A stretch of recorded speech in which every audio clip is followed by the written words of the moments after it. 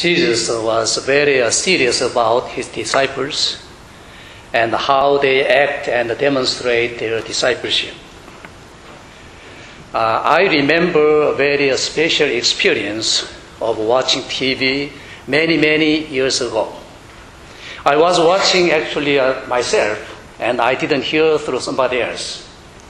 There was a kindergarten class on the TV, and I think they had some social study program and invited a police officer to talk them about the police force and how they do. So that police was introduced, and he asked the question, "Children, do you know what the police do?" And one little girl raised and said, "Eating donuts." And he wasn't really prepared for those kind of answers, and he didn't know what to say. He was kind of, I think, embarrassed and laughed. Everybody laughed. It is very interesting. So we appreciate the police people, and we respect their service, but I don't know when they give you a ticket. I don't know what you feel about it. Certainly, according to that little girl, police are professional donut eaters. See, professions are very interesting. Have you heard about the professional doubters? Somebody said they are professional doubters. So if you have any doubt, just bring it to them and they will doubt for you.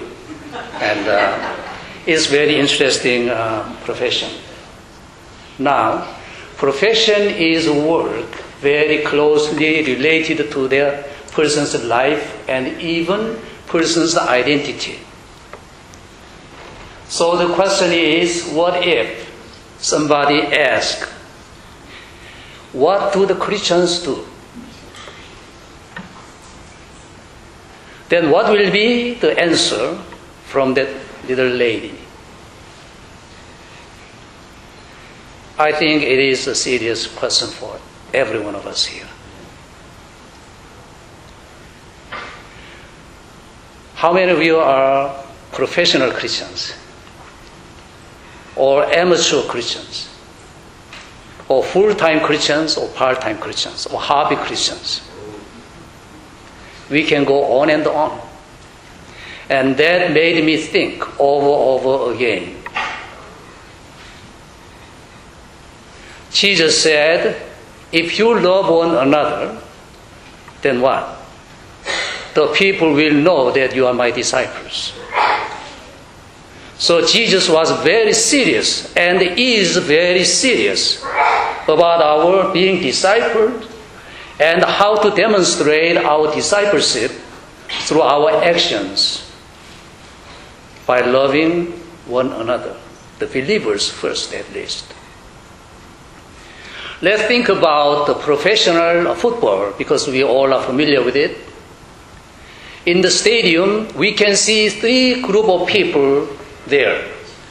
First, spectators. They watch and enjoy. Secondly, cheerleaders. They support. But thirdly, the players. They practice a lot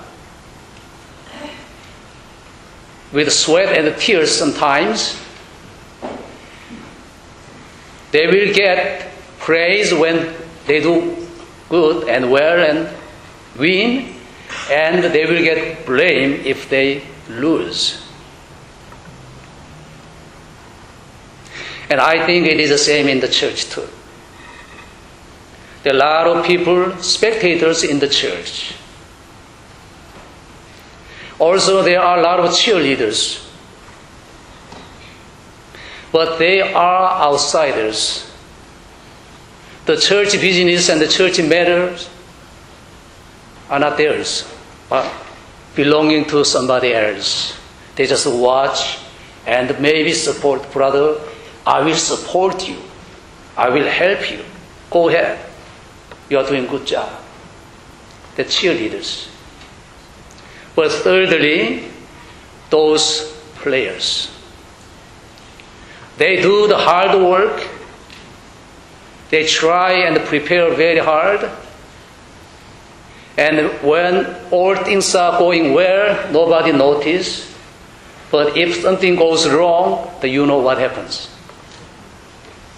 They will get all the blame and the criticism. It is the same, I think, in the football stadium or in the church. Same. The question is, now we have to think together here, what kind of person are we? Or individually, who are you? Are you a cheerleader in the church? Are you a spectator in the church? Or are you the player of Jesus' team?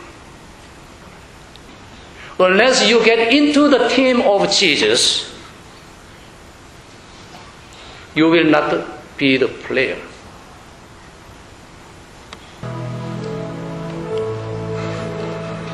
Ask Him the power to love one another. Repent your hatred toward somebody in the church. Love pastor, love neighbors, love fellow church members first.